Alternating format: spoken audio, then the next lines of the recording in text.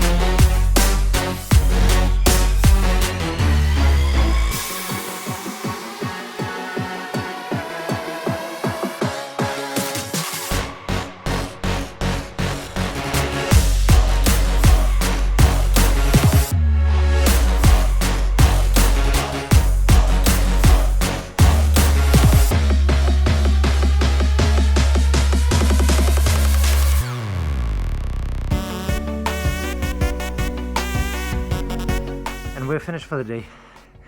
There is nothing to say. It's awesome to be able to work out daily. It's so grateful for that I can. Realistically that I can, because I'm feeling especially annoyed that I can't really do right now for the knees, for the legs, and I really want to.